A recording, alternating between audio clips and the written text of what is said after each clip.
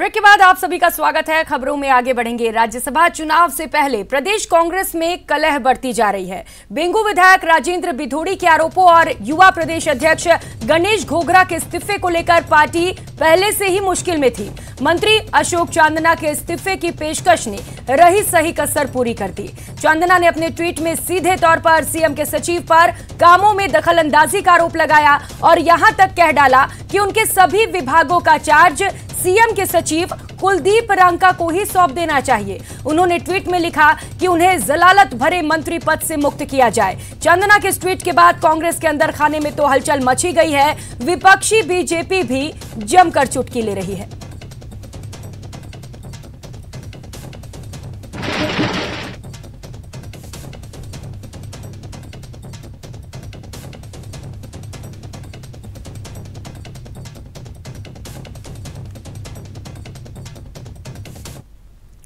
तो वहीं अशोक चांदना के ट्वीट के बाद से बीजेपी प्रदेश सरकार पर हमलावर है। राज्यसभा सांसद किरोड़ी लाल मीणा ने न्यूज 18 राजस्थान से बातचीत के दौरान कहा कि 2023 में कांग्रेस का जहाज डूबने वाला है और बीजेपी का कमल प्रचंड बहुमत से खिलने वाला है। इतना ही नहीं, उन्होंने ये भी कहा कि राज्यसभा चुनाव के दौरान भी इसका असर दिखने वाला है। किरोड़ी लाल मीणा से हमारे संवाददाता लखवीर सिंह शेखावत ने खास बातचीत की। आइए देखते हैं उन्होंने क्या कुछ कहा।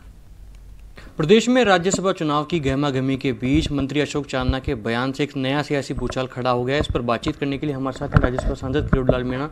सर, क्या कारण मानते हैं आप कि लगातार मंत्री विधायक इस्तीफे की पेशकश कर रहे हैं और क्या ब्यूरोक्रेसी राजस्थान में इतनी हावी हो गई है कि ये कह रहे हैं कि जलालत भरे मंत्री पद से मुक्त कर दे मुख्यमंत्री और सारा चार्ज एक मात्र अधिकारी को सौंप दिया जाए? देखो, राजस्थान में कांग्रेस का राज है। गहलोत साहब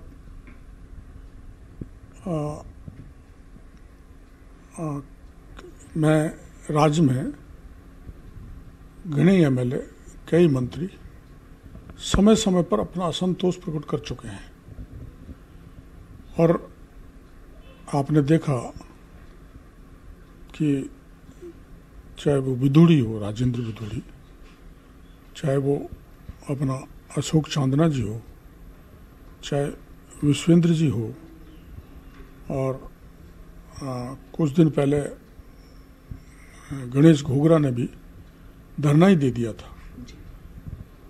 तो ऐसा लगता है कि कांग्रेस में सिलेक्टिवली कुछ लोगों को तंग किया जा रहा है। ऐसे विधायक भी बहुत सारे हैं जो उस विधानसभा क्षेत्र के वो मुख्यमंत्री हैं। वो जो चाहते हैं वो अफसर लगता है, चाहे जब हटा देते हैं, और इसके कारण निरंकुशता बढ़ी है। केवल कंट्रोल है तो उन सिलेक्टिव विधायकों का है जिनके मन माफिक अधिकारी लगते हैं। भारी भ्रष्टाचार फैल रहा है और ऐसे लोग भी अशोक चांदना जैसे, राजेंद्र गुढ़ा जैसे, जो ऐसा लगता है कि कुछ सिलेक्टिव लोगों को सरकार द्वारा, मुख्यमंत्री द्वारा तंग किया जा रहा है। और इस कारण ये स्थिति बनी है कि ब्यूरोक्रेट्स और राजनेताओं में टकराट की स्थिति पैदा हो गई है। इसके कारण राज्य में असंतोष का माहौल है, तनाव का माहौल है, ब्यूरोक्रेसी बेलगाम भी है और कुछ एमएलए बेलगाम भी हैं और कुछ चुनिंदा एमएलए और मंत्रियों पर मुख्यमंत्री जी नियंत्रण कर रहे हैं और नियंत्रण के कारण वो परेशानी में है। उनको अधिकारी काम नहीं करने दे रहे। तो ऐसा नहीं होना चाहिए। मुख्यमंत्री जी सिलेक्टिवली कुछ लोगों के खिलाफ कार्रवाई कराते हैं। प्रतिपक्ष के खिलाफ कार्रवाई करो तो समझ में आता है, लेकिन अपनी पार्टी के लोगों के खिलाफ ऐसे अफसर लगा देते हैं जो उनको काम नहीं करने देते। उनको परेशानी का सामना करना पड़ रहा है, जिसका परिणाम ये है कि अशोक चांदना जैसे को इस्तीफे की पेशकश करनी पड़ी है। वहाँ ब्यूरोक्रेसी की दखलंदाजी ज़्यादा है। ऐसे बहुत से विधायक हैं जो हमारे भारतीय जनता पार्टी के बड़े नेताओं के संपर्क में, स्टेट लीडर्स के संपर्क में हैं और चौथी सीट पर जबरदस्त टक्कर होगी। और ऐसा लगता है कि असंतोष, भारतीय जनता पार्टी तो इस असंतोष को फैला नहीं रही, अपने आप पनप रहा है और वैसे असंतोष सारे लोग इस जहाज को, कांग्रेस को डुबो ही देंगे और भाजपा की सीट आ जाएगी, ऐसा लग रहा है। राज्यसभा सांसद किरोड़ीलाल मीणा खास बातचीत में न्यूज 18 से कह रहे हैं कि कांग्रेस पार्टी का जो असंतोष पनप चुका है, उपज चुका है, उसका फायदा भारतीय जनता पार्टी को राज्यसभा चुनाव में मिल सकता है और जो चौथी सीट है जिस पर कांटे की टक्कर है उस पर भी भारतीय जनता पार्टी के जो प्रत्याशी होंगे उसको जीत मिल सकती है। कैमरा पर्सन फिरोज के साथ लखवीर सिंह शेखावत, न्यूज 18 दिल्ली। तो अशोक चांदना के ट्वीट पर जहां कांग्रेस के अंदर खाने हलचल मची है, वहीं बीजेपी को कांग्रेस के खिलाफ नया हथियार मिल गया है। बीजेपी नेता इस मुद्दे को लेकर लगातार हमलावर हैं। बीजेपी का कहना है कि कांग्रेस डूबता जहाज है और कांग्रेस का ये घमासान 2023 का रुझान है। देखिए, आज ऐसी परिस्थिति है कि एक मंत्री को ये कहना पड़ा कि मुझे इस जलालत वाले पद से और मुक्ति दिलाएं, तो इतनी बड़ी बात कही है। तो मुझे लगता है कि ये सामान्य बात नहीं है, पर दुर्भाग्य है राजस्थान की जनता के कि उनको एक ऐसी सरकार मिली है जो पिछले 3 वर्षों में अंतर्कलह, अंतर्विरोध या आपसी झगड़े के अलावा न गवर्नेंस है, न कानून व्यवस्था है, न किसी तरीके का विकास है। कुल मिलाकर राजस्थान की जनता को उसी तरीके से ठगा गया जैसे किसानों और बेरोजगारों को ठगा गया। देखिए, अशोक गहलोत ये दूसरी ऐसी सरकार है इनकी तीसरे कार्यकाल के बाद में कि जब ये अल्पमत की सरकार का नेतृत्व कर रहे हैं और ऐसा लगता है कि पार्टी के भीतर भी वो भरोसा खो चुके हैं। तीसरी बात यह है कि उनको अपनी पार्टी के नेताओं और कार्यकर्ताओं पे भरोसा कम है, ब्यूरोक्रेसी पे भी ज़्यादा है। मुझे अफसोस इस बात का है कि मुख्यमंत्री जी का ट्वीट मैंने देखा जिसमें वो कहते हैं कि उनके सहयोगी मंत्री अशोक चांदना के बयान पर कोई गंभीरता से लेने की आवश्यकता नहीं, उन पर काम का अत्यधिक भार है, इसलिए उन्होंने ऐसी बात कह दी। कहां से चालू हो कहां खत्म हो, यह अंतर्द्वंद इतना बढ़ गया है कि प्रतिदिन अखबार की सुर्खियों में रहता है। मुख्यमंत्री जी भले आदमी हैं, इस कुनबे को बांधने में उनके अब तक के 42 माह गुजर गए और इसी प्रकार ये महीने दर महीने गुजरते चले जाएंगे। कांग्रेस का ये जहाज, ये बैड परफॉर्मेंस कर रही सरकार, इससे निजात जनता को मिलेगी जब मिलेगी। मैंने इस प्रकार की आपाधापी का वातावरण आज तक नहीं देखा। राजस्थान में 2023 के होने वाले चुनाव के रुझान अब आना शुरू हो चुके हैं। पहले कांग्रेस के यूथ अध्यक्ष गणेश गोगरा और अब अशोक चांदना के द्वारा जिस तरीके से मुख्यमंत्री जी को कहा है कि मुझे जिम्मेदारी से मुक्त किया जाए और सारा का सारा चार्ज कुलदीप राठौर जी को दे दिया जाए। निश्चित रूप से आने वाले समय के अंदर कांग्रेस के नेता भी ये मान चुके हैं कि हमारी 2023 के अंदर गिनी चुनी सीटें आने की संभावना है और अब पलायन का दौर शुरू होने वाला है। कुछ दिनों बाद में रुझान और तेजी से आपको दिखाई देंगे। तो खेल मंत्री अशोक चांदना के इस्तीफे की पेशकश वाले ट्वीट ने प्रदेश में सियासी भूचाल ला दिया है। चांदना के ट्वीट में अफसरशाही की बात को गहलोत कैबिनेट के कई मंत्री सही मान रहे हैं, तो कई मंत्रियों को ऐसा बिल्कुल नहीं लगता। पॉलिटिक्स तो वॉर है और वॉरियर के रूप में काम करना पड़ता है हर एमएलए को, हर मिनिस्टर को। जो जिंदादिली के साथ लड़ने की, भिड़ने की, मरने की ताकत रहेगा वही जनता में जगह बना पाएगा। जनता को कोई मतलब नहीं है, जनता को रिजल्ट चाहिए। सवाल कांग्रेस बीजेपी का नहीं है। कांग्रेस का जनप्रतिनिधि हो चाहे बीजेपी का जनप्रतिनिधि हो, जो अपनी बात खुलकर नहीं कह सकता, जो अपने अधिकार के लिए नहीं लड़ सकता, तो दूसरे को अधिकार कैसे दिलाएगा। ऐसे में यदि अपने अधिकार को लेकर अशोक चांदना ने ये बात कही है तो मैं उसको खंडन करूं, गलत बात है। वो क्या कारण है, उनके मन में क्या दुख है, तो उन्होंने अपने अधिकार का सवाल उठाया है और उस सवाल को सुनना समझना एक परिवार की मॉरल ड्यूटी है।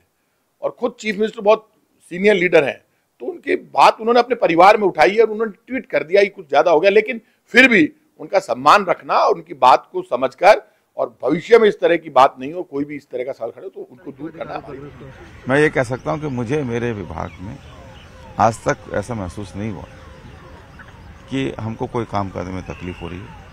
मैं किसी पे कोई टिप्पणी नहीं करना चाहता, लेकिन मैं मान के चलता हूँ कि राजस्थान में मुख्यमंत्री अशोक गहलोत जी के नेतृत्व में कांग्रेस की सरकार शानदार काम कर रही है और ये जनता जनहित में किए जा रहे काम ये लगातार और आगे बढ़ते रहेंगे और हम सब जनता की सेवा कर सकें।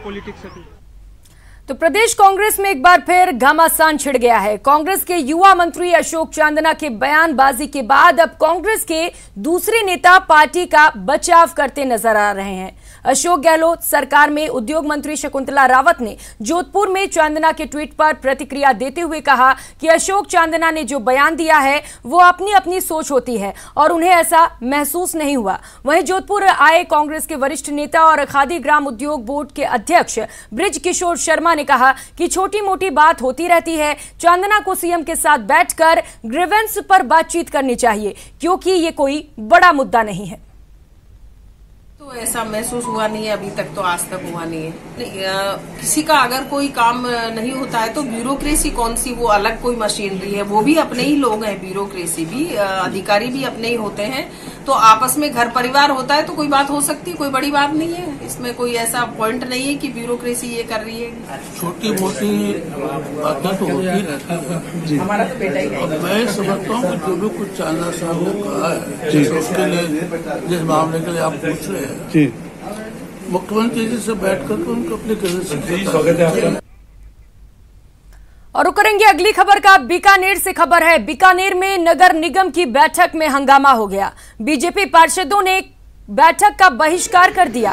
कांग्रेस पार्षदों ने आयुक्त के खिलाफ नारेबाजी की। आयुक्त की धमकी पर कांग्रेस पार्षदों का गुस्सा फूट पड़ा। उन्होंने कहा दम है तो निलंबन करके दिखाए आयुक्त। महिला पार्षद ने आयुक्त से माइक भी छीन लिया। ये तस्वीरें भी आपको दिखा रहे हैं। नगर निगम की यहां पर बैठक चल रही थी जो हंगामे की भेंट चढ़ गई। बीजेपी पार्षदों ने बैठक का बहिष्कार कर दिया और जमकर बैठक में हंगामा हुआ। कांग्रेस पार्षदों ने आयुक्त के खिलाफ नारेबाजी की और आयुक्त की धमकी पर कांग्रेस पार्षदों का गुस्सा फूट पड़ा। गुस्सा फूटने के बाद यहां पर बीजेपी और कांग्रेस दोनों ओर से पार्षदों ने जोरदार हंगामा शुरू कर दिया। हंगामे की ये तस्वीरें भी आपको दिखा रहे हैं।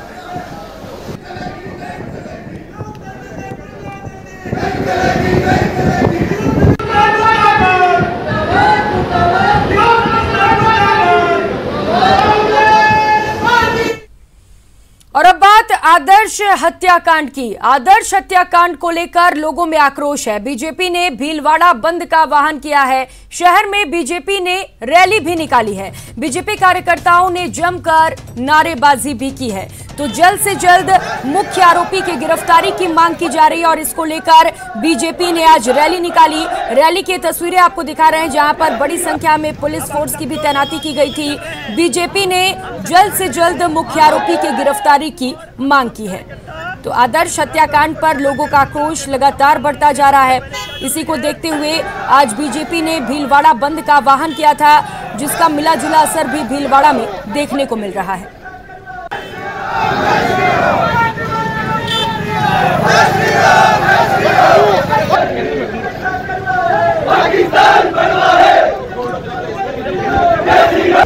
अब हम सब जो है मार्केट में चल।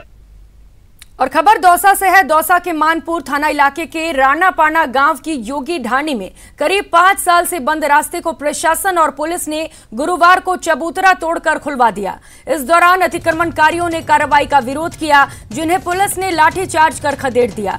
पुलिस ने एक महिला सहित 4 लोगों को शांति भंग के आरोप में गिरफ्तार भी किया है। पुलिस ने बताया कि ढाणी के आम रास्ते को कुछ लोगों ने चबूतरा और अन्य चीजें बनाकर 5 साल से बंद कर रखा था, जिसके पीड़ित पक्ष ने शिकायत दी थी, जिसके बाद ये कार्रवाई की गई।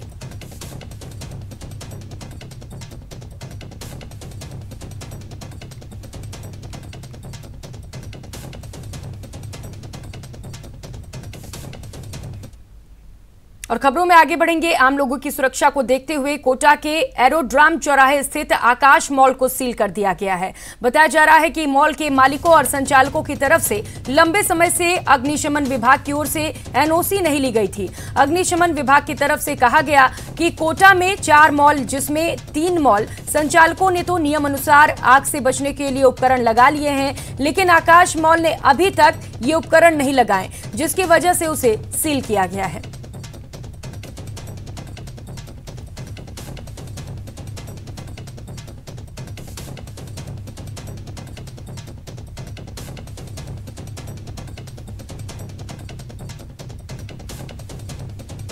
उधर जैसलमेर में अवैध खनन माफियाओं के हौसले हद से ज्यादा बुलंद होते जा रहे हैं। यहां 15 मई से 1 महीने के लिए अवैध खनन के विरोध में खनन विभाग अभियान चला रहा है, तो दूसरी ओर यहां के जाजिया गांव में खनन माफिया अवैध खनन में लगे हैं और वो जैसलमेरी पत्थर का खनन कर रहे हैं। यहां के लोगों का कहना है कि कागजों पर और दावों में अवैध खनन माफियाओं के खिलाफ कार्रवाई की बात तो की जाती है, लेकिन हकीकत में कुछ और ही तस्वीरें निकलकर सामने आती हैं।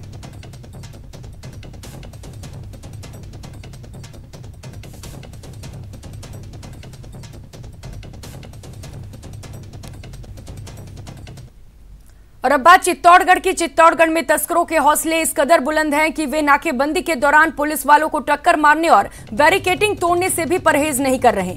ऐसा ही मामला भादसोड़ा थाना इलाके में देखने को मिला। यहां 3 गाड़ियों में सवार तस्करों ने एक के बाद एक नाकेबंदी में तैनात गाड़ियों को टक्कर मारी और सभी मौके से फरार हो गए। इस हादसे में 30 पुलिसकर्मी भी घायल हुए हैं, जिन्हें इलाज के लिए जिला अस्पताल में भर्ती कराया गया है।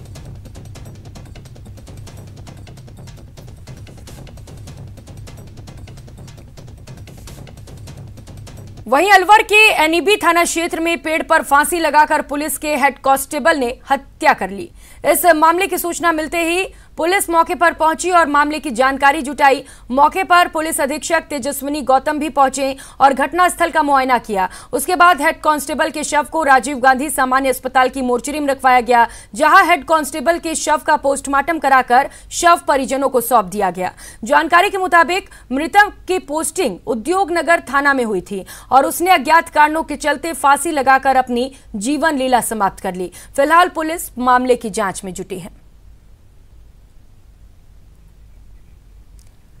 और उधर कोटा संभाग के सबसे बड़े अस्पताल एमबीएस अस्पताल की हालत दयनीय हो गई है। यहां चारों तरफ अव्यवस्थाओं का अंबार नजर आता है। मेल वार्ड के अंदर जहां बेडों की हालत खराब है, वहीं उस पर बिछाने के लिए बिस्तर तक नहीं है। इस गर्मी में कूलर और पंखों की बात करना बेईमानी होगी। यहां भर्ती मरीज और उनके परिजनों का कहना है कि अस्पताल में अव्यवस्थाओं को लेकर कई बार अधिकारियों से शिकायत की गई, लेकिन मामले पर कोई कार्रवाई नहीं हुई।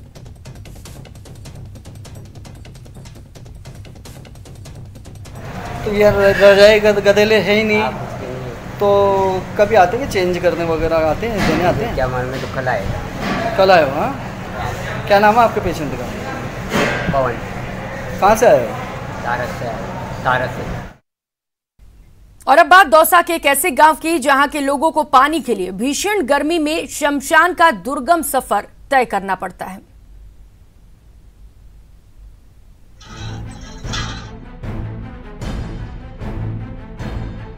पानी की एक एक बूंद के लिए तपते रेगिस्तान में भरी दोपहरिया में ये सफर और ये जतन देखकर कलेजा मुंह को आ जाता है। ये तस्वीरें दौसा के गोविंदपुरा गांव के बाहर की है। यूं तो पूरा दौसा पेयजल के संकट की मार झेल रहा है, लेकिन गोविंदपुरा में इसकी मार सबसे भयावह है। पीने के पानी के लिए 600 की आबादी वाले इस गांव में 2 ही साधन है। पहला गांव का स्कूल और दूसरा गांव के बाहर बियाबान में बना शमशान।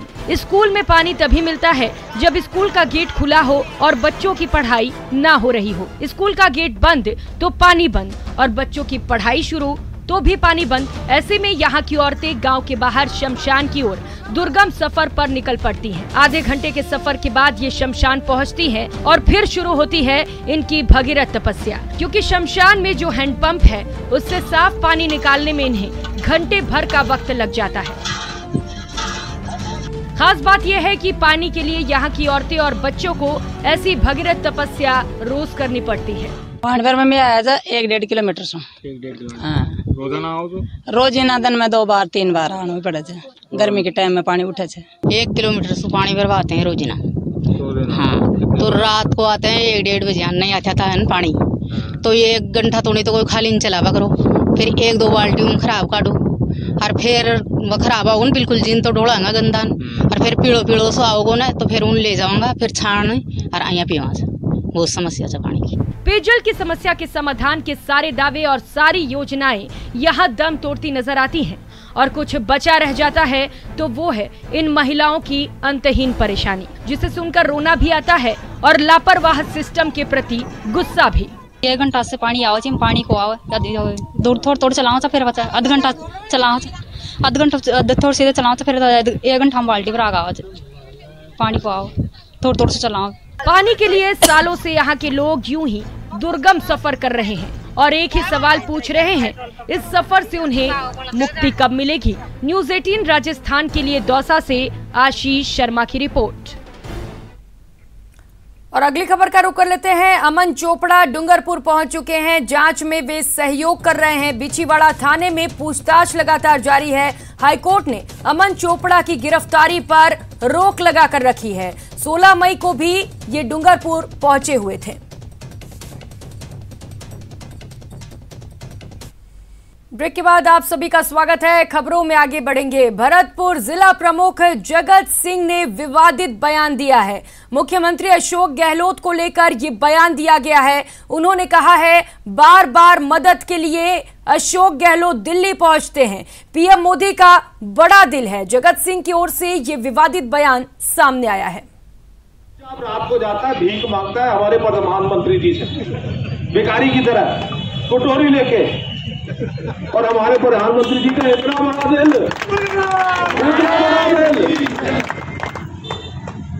कि दयालु इतने हैं कि चल यार अबे तू खकला है, अब क्या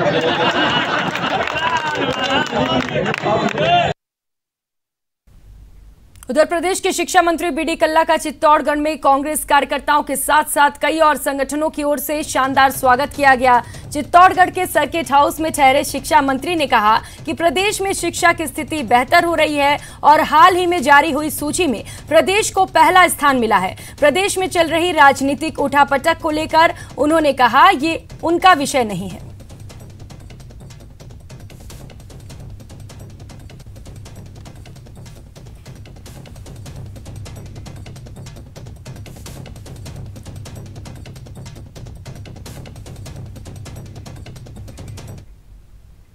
इस बुलेटिन में फिलहाल इतना ही। चलते चलते एक नजर क्रिप्टो की समझ पर। नमस्कार।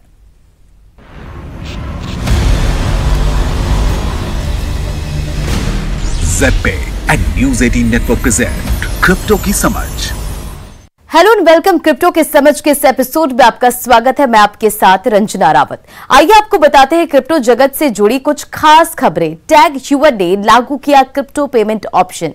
टैग ह्यूअर ने ऐलान किया कि उसने अपने उन कस्टमर के लिए क्रिप्टो पेमेंट का ऑप्शन चालू कर दिया है जो इसमें भुगतान करना चाहते हैं। यह कंपनी का एक ऐसी पावर हाउस है जो रिस्ट वॉच और दूसरे फैशन ऑर्नामेंट्स क्रिएट, डिजाइन और सेल करता है। इसने पिछले हफ्ते अनाउंस किया कि ट्रेडर्स उनके ऑनलाइन प्लेटफॉर्म पर 5 टॉप डिजिटल एसेट्स और 5 स्टेबल कॉइन्स में पे कर सकते हैं। टैग ह्यूअर ने बताया कि उसने बिटपे के साथ एक समझौता किया है जो सभी क्रिप्टो रिलेटेड ट्रांजैक्शन के लिए कंपनी का फैसिलिटेटर होगा। वॉच मेकिंग कंपनी ने यह भी कहा कि यह वेब3 सेक्टर में ग्रैंड एंट्रेंस का संकेत भी देता है और फर्म ने यह भी कहा कि वो फिलहाल अपने यूजर को फुल क्रिप्टो सर्विस प्रोवाइड करने के लिए ब्लॉकचेन जैसी टेक्नोलॉजीज का लाभ उठाने के बेहतर तरीके तलाश कर रही है। कंपनी का एनएफटी सेक्टर में जाने का भी प्लान है और फर्म को लगता है कि वेब3 में आना उनके लिए एक बढ़िया कदम साबित होगा। टैग ह्यूअर ने यह भी कहा कि उनके यूजर्स डिजिटल एसेट्स के जरिए जितना चाहे खर्च कर सकते हैं। हालांकि वे चाहते हैं कि पर ट्रांजैक्शन $10,000 से ज्यादा डिजिटल एसेट्स में खर्च किया जाए। ओपनसी लॉन्च करेगा C port market place protocol non fungible token marketplace OpenSea ने एनएफटी को सेफली और एफिशिएंटली खरीदने और बेचने के लिए एक वेब3 मार्केटप्लेस प्रोटोकॉल लॉन्च करने की घोषणा की है। ओपनसी ने कहा कि मार्केटप्लेस प्रोटोकॉल सीपोर्ट यूजर्स को एथर यानी कि ईटीएच जैसे पेमेंट टोकन्स के अलावा दूसरे एसेट्स के बदले एनएफटी खरीदने का विकल्प देगा। इसके अलावा सीपोर्ट यूजर्स ये भी बता सकते हैं कि वे ऑफर करते समय कौन से क्राइटेरिया चाहते हैं, जैसे एनएफटी आर्ट वर्क या पीसेस पार्ट ऑफ कलेक्शन। जब तक कि राशि ओरिजिनल ऑफर से अधिक ना हो, प्लेटफॉर्म ट्रिपिंग का सपोर्ट करेगा। ओपनसी सीपोर्ट प्रोटोकॉल को कंट्रोल या ऑपरेट नहीं करता है, वो सिर्फ इस शेयर प्रोटोकॉल के टॉप यूजर में से एक है। एथेरियम को फाउंडर वितालिक बुटेरिन अब अरबपति नहीं। एथेरियम के को फाउंडर वितालिक बुटेरिन ने पिछले दिनों ट्वीट किया कि वो अरबपति नहीं रहे। 2014 में ब्लॉकचेन नेटवर्क की स्थापना करने वाले बिटरेन ने नवंबर 2021 में लगभग $4,800 के उच्च स्तर पर पहुंचने के बाद से अपने एथर टोकन को 59% तक गिरते देखा है। उनकी होल्डिंग्स $1.5 बिलियन थी और एक ट्वीट में बिटरेन ने कहा कि कई बार आप खुद के भरोसे पर ही खरे नहीं उतरते और ऐसे में यह स्वीकार करना जरूरी है कि आपने जरूर कुछ गलत किया। हालांकि उन्होंने ट्रोलर्स को यह भी बताया कि वे मानते हैं कि इथेरियम कोई गलती थी। तो क्रिप्टो के समझ के इस एपिसोड में आज के लिए बस इतना ही। क्रिप्टो से जुड़ी कुछ और खबरों और जानकारियों के साथ नेक्स्ट वीक फिर आपसे होगी मुलाकात। Till then take care, bye.